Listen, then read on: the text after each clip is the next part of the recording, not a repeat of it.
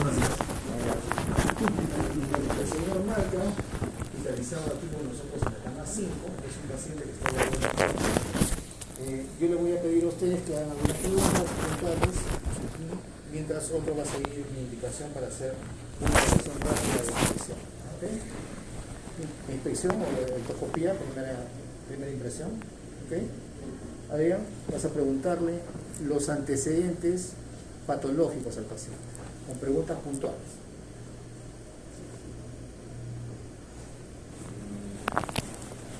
Buenos días. ¿Tiene alguna enfermedad crónica? No lo escuchan. ¿Tiene alguna enfermedad crónica? Diabetes, hipertensión. ¿Toma ciertos medicamentos? Antes de hospitalizarse. Todo lo que le pregunta es antes de que se hospitalice. ¿Cuál es la pregunta? ¿Para la presión? Entonces, es hipertenso. Pero a veces se equivocan y se confunden. Por eso, exactamente muy bien, se pregunta 2 veces. ¿Toma pastillas para la presión? ¿Hace cuánto tiempo? 3 años, hipertensión crónica. ¿Qué más le tiene que preguntar? Si ya saben que es hipertenso. ¿Tiene sus familiares? ¿Alguna enfermedad también? Esos son antecedentes patológicos. Los patológicos son personales. ¿Tuvo alguna enfermedad en su infancia, adolescencia? ¿Seguro?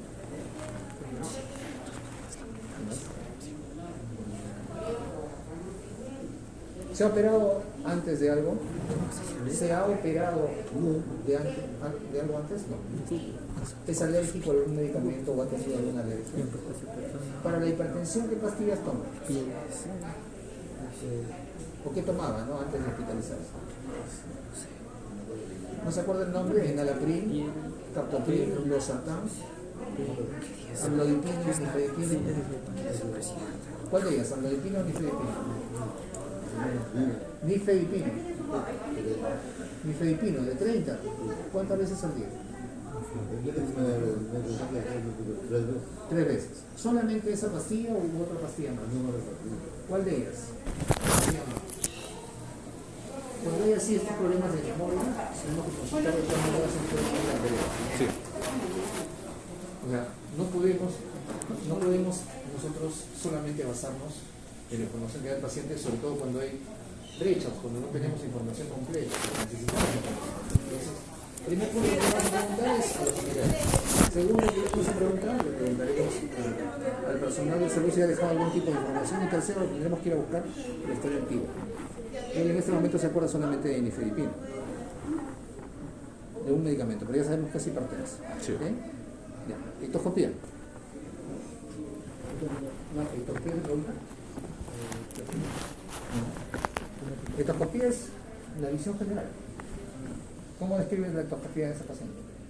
Paciente lúcido, intestino, por ejemplo,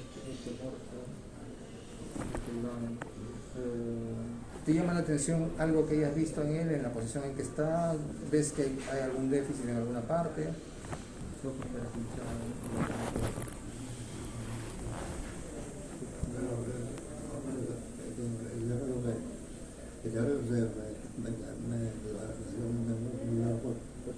Ah, ya, pero eso es cuando le preguntas, pues. Pero la ectoscopía es solamente lo que tú ves. Yo no veo nada particular, así solamente mirando. Hemos descubierto que es hipertenso, ¿verdad? Okay. Y ahora vamos a preguntarle de la enfermedad actual. Estamos hoy día 28, ¿no? 28 de agosto. ¿Hace cuántos días se hospitalizó usted? Más o menos. Ya va a ser a 7 días, ¿no? 7 días, o sea, más o menos el 20. Vino por emergencia, ¿no? Sí, también. Claro, ustedes, la mayoría de los pacientes que se hospitalizan en cualquier establecimiento van por emergencia. Igual tenemos que saber. Entonces él vino más o menos el 20 o el 21. Y ya lo corroboraremos viendo la historia clínica.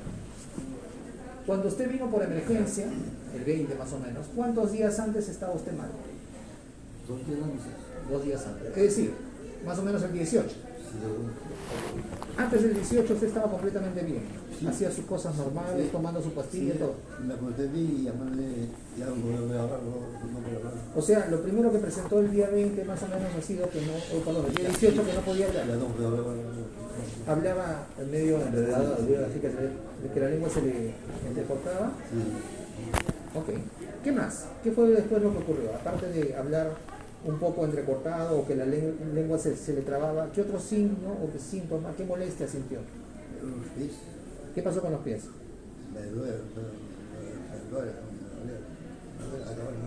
¿Le duele? ¿Tuvo disminución de fuerza en alguno de los pies? Bastante sí, porque yo soy paracaidista y Pero ahora desde el 18 que dice usted, ¿lo que sintió fue en ambos pies o fue en un solo? Los dos pies. ¿Dolor? Ya. ¿Algo más? ¿Hubo disminución de fuerza en el brazo? Usted dice que disminución de fuerza sí, para apretar, sí. ¿Se le cayó alguna cosa? Sí. Ok. En este brazo derecho. Sí. Entonces, disartria o dificultad para hablar, para hablar. Además, dolor en ambas piernas y disminución de fuerza. Se le hinchó la cara, el miembro superior derecho. Esa es la historia del paciente, ¿no? Asociado a hipertensión. Cuando llegó a la emergencia le dijeron que la presión estaba alta. No me dijeron nada, pero me internaron. No. Lo hospitalizaron. ¿Le contaron o le dijeron cuál era su diagnóstico? Me dijeron que tenía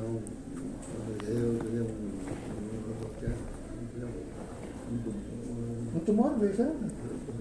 ¿O un infarto? Una lesión, ok. Si no me equivoco, tiene una TBC. Isquémico. Sí, efectivamente. Entonces, ¿cuáles son los signos y síntomas importantes aquí? La disartria, la disminución de fuerza, más o menos localizada en el lado derecho y aparentemente en la pierna izquierda dolor, ¿no? Sí. Con el antecedente de hipertensión. Y en un paciente adulto mayor, lo primero que yo pienso es que haya habido un problema cerebrovascular. Ahí también se aplica la prueba de Pfeiffer, ¿no? ¿La prueba de qué? Pfeiffer. ¿Cuál es la prueba de Pfeiffer? Que una serie de preguntas y si es menos de 2 es lo normal, si es más de 5, de 3 a 5 es moderado. ¿Para ver qué cosa? Para ver qué tanto está la actividad mental. Sé cuánto está la actividad mental del paciente. ¿El Mini-Mental Test? Mini-Mental. Eso es para, claro, es un adulto mayor para ver si está lúcido, orientado, si tiene las funciones superiores más o menos conservadas, pero él nos ha contado toda su historia, nos ha contado que es hipertenso, o sea, está completamente lúcido. Si ustedes quieren pueden hacerla para documentar un número, ¿no? Claro. Pero está más o menos claro para nosotros que él tranquilamente nos ha dado toda la información de su historia. Muy bien, gracias señor Manuel. Vamos por ahí.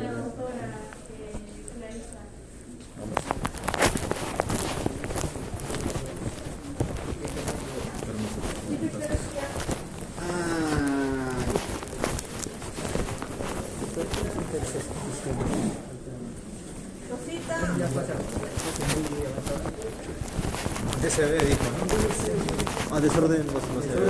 Desorden muscular cerebral. Los accidentes cerebrovasculares o desórdenes musculares cerebrales o eventos cerebrovasculares, en general cualquiera de los nombres, en inglés se llama stroke, ¿no? Son o ocurren porque un área del cerebro Ahí llega un coágulo. se cierra, no es un coágulo, bueno, puede ser por un trombo o por un coágulo, puede ser isquémico o trombótico, puede ser isquémico, trombótico o puede ser isquémico embólico, pero generalmente es isquémico trombótico, ¿no? Se produce un accidente de placa, como en el infarto del corazón, un accidente de placa que el trombo y la placa ocluyen un vaso y usualmente está relacionado a hipertensión. En general los desórdenes vasculares cerebrales, el 85% son isquémicos y un 15% son hemorrágicos, o sea, por la presión elevada estalla, para que ustedes me entiendan de manera. Esos son los peores, ¿verdad? Sí, porque la sangre sale al espacio subaracnoideo y la sangre del espacio subaracnoideo. No, sí, se puede hacer. Dependiendo de la etiología, ¿no? Si es solamente hipertensivo, la arteria que ha cuidado, la arteria que se ha roto, es una arteria pequeña, mucho problema, irrita la sangre, pero digamos que se puede controlar. Si es una arteria más grande ya la cosa se complica, si se invade el espacio interventricular, si hay edema cerebral, o sea, son otras variables que uno tiene que evaluar para ver la gravedad del caso, ¿no? Pero en general estamos hablando de que el 85% de los eventos cerebrovasculares son isquémicos, 15% son hemorrágicos. Entonces, la historia de un paciente que viene con un accidente vascular cerebral depende mucho si es isquémico o hemorrágico. Importa mucho la historia clínica del paciente en cuanto a los antecedentes. Este paciente Sí, pues. tiene hipertensión. Justamente hipertensión es el factor más importante en la génesis de un desorden vascular cerebral isquémico, ¿no? Entonces, si ustedes buscan qué enfermedad está asociada más al interés isquémico, hipertensión. Hipertensión a la cabeza. Por eso es que nosotros le pedimos a los pacientes que se controlen o tratamos de controlarle bien la presión, porque finalmente un paciente mal controlado tiene un riesgo alto de hacer un desorden vascular cerebral. Y ojo, más son las mujeres las que tienen riesgo de ser DBC, más que los hombres. Cuando hablamos de riesgo, no significa pues de que es absoluto, ¿no? El riesgo es una posibilidad, ustedes tienen que entender eso. A veces la gente no entiende el concepto de riesgo. Riesgo es la probabilidad de que ocurra un evento, ¿no? Por ejemplo, yo tengo riesgo de que un carro me golpee o me atropelle cuando yo cruzo la pista. Sí, tengo riesgo. Hay muchas variables que yo no puedo manejar, pero las variables que yo sí puedo manejar, como la precaución, pasar con como la precaución que yo tenga, mirar antes de que pase la pista o ver que el semáforo esté en verde cuando yo voy a pasar, eso depende de mí. ¿Qué cosas son las variables que no puedo manejar? Que ven un idiota manejando a toda velocidad, que se cruza la luz roja. Entonces, a pesar de que yo sea muy precavido, tengo riesgo. Si yo me voy a sacar una muela o me van a sacar una uña, ¿tengo riesgo de que se complique? Sí, tengo riesgo, pero el riesgo será alto o bajo, o mínimo. Mínimo será, pues, ¿no? Un procedimiento sencillo. Si yo ingreso a sala de operaciones para que me hagan un trasplante cardíaco, ¿el riesgo de muerte será alto o bajo? Alto, pues, ¿no? Eso es el riesgo, la probabilidad de que ocurra algo calculada dependiendo del conocimiento previo de las variables que intervienen en ese hecho. Entonces, el riesgo de que me caiga un rayo es alto o bajo. Bajísimo, ¿no? Por eso dicen que te caiga un rayo. Bajísimo. Hay gente que le cae un rayo, ¿no? Entonces, ese es el riesgo, la probabilidad de que te ocurra algo, conociendo más o menos las variables que intervienen y calculando ese riesgo. Entonces, el riesgo de que un paciente tenga un evento cerebrovascular siendo hipertenso es más alto en las mujeres que en los varones. Pero ustedes van a ver DBCs isquémicos en varones y DBCs isquémicos en mujeres. Pero si es una mujer hipertensa no controlada, su riesgo es mayor que el de un varón de la misma edad, más o menos. ¿Okay? Por eso nosotros tratamos las enfermedades crónicas, para evitar las complicaciones mayores. Tratamos la hipertensión para evitar que no tenga infarto cerebral, que no tenga infarto cardíaco, que no tenga insuficiencia cardíaca. Tratamos la diabetes para evitar que no tenga retinopatía, que no tenga nefropatía y falla renal, que no tenga enfermedad coronaria, porque la diabetes es el riesgo importante para tener enfermedad coronaria. La hipertensión también. Pero los cardiólogos siempre tenemos en la cabeza la enfermedad coronaria. ¿Por qué? Porque es la causa de muerte mayor en todo el mundo. En el Perú creo que está como la segunda o tercera causa. Depende cuál sea la fuente que nosotros consultemos. Por muchos años les enseñaba a los estudiantes de medicina que las enfermedades que producían muerte en el país y que eran las más importantes eran las infecciosas. No es así, el país ya cambió su perfil epidemiológico hace muchos años. Las enfermedades que producen más morbilidad, o sea, más complicaciones y más internamientos y más mortalidad o más muertes, son las enfermedades crónicas. A la cabeza las enfermedades cardiovasculares degenerativas, cardiopatía isquémica, hipertensión, falla cardíaca, diabetes y sus complicaciones, y más o menos por ahí también están las enfermedades oncológicas, el cáncer. Pero en todo el mundo, la hipertensión, la enfermedad coronaria y la diabetes están a la cabeza de aquellas que producen mayor morbilidad y mayor mortalidad. Una de las complicaciones que produce la hipertensión es un infarto cerebral, un DBC isquémico. ¿Okay? Entonces, en este caso, la historia era un poco más sencilla, más fácil de darse cuenta. Claro, para mí, pues, ¿no? Para ustedes todavía la cosa está media verde, ¿no? Pero fíjense ustedes que con preguntas puntuales podemos llegar rápido al diagnóstico. A ustedes no les interesa en este momento llegar rápido al diagnóstico, sino aprender a preguntar. Entonces, fíjense que cuando yo intervengo es porque estoy viendo que la pregunta está quedando en el aire y le falta tomar más información. ¿Okay? Cuando ustedes pregunten a un paciente, deben tener un esquema mental de lo que le van a preguntar. ahora deberían tener incluso un apunte de lo que le van a preguntar. Primero le pregunto esto, después le pregunto esto. El esquema, si no está todavía en su cabeza, debería estar anotado, ¿no? O sea, voy con mi plantilla o con mi anotación de cómo le voy a preguntar, ¿no? Primero lo voy a mirar bien, voy a ver si tengo algo raro, ortoscopía. Luego voy a empezar a preguntarle la afiliación. Después voy a empezar a preguntarle la enfermedad actual y ahí primero escucharé lo que dice, tomaré nota de sus síntomas y yo después voy a organizar mi relato. Y ya después poner los signos y síntomas de la enfermedad. No voy a escribir exactamente lo que me dice el paciente. No se olviden esto, no sean escribanos del paciente. Escuchen la información que tienen, ordénenla y hagan un relato coherente. Es distinto a lo que dice el paciente cuando yo les cuento. Paciente de 81 años, hipertenso crónico, acude por emergencia, ¿cuándo dijo? Más o menos el 20, ¿no? Con un tiempo de enfermedad de 2 días caracterizado por disartria más disminución de fuerza muscular en mi cuerpo derecho. ¿Qué tal? Se acabó toda la historia, ¿no? Esa es la historia. La historia del joven era un poco más rica, ¿no? Era más complicada, más interesante.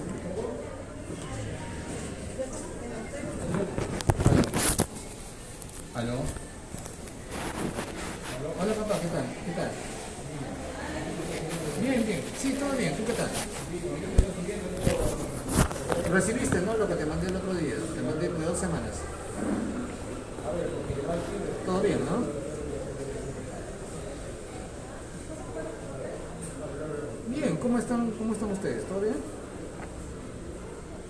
Más bien, ¿sabes qué? Aprovechando que me has llamado, el 30 va a haber una actividad ahí en el club. Y entonces, creo que es una apoyada, no sé qué cosa. Ya te paso la voz para recogerte para ir a comer. ¿Ya? El 30, que es el 30 que es el feriado. Sí, ya. El Hipólito. Sí, pues sí.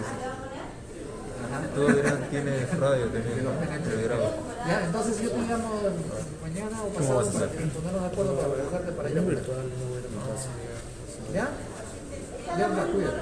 Entonces, chao. Yo sí me iré. ¿De cuándo saca el pollo? Por internet. Y ahora vamos Medio, a sacarnos. está feo.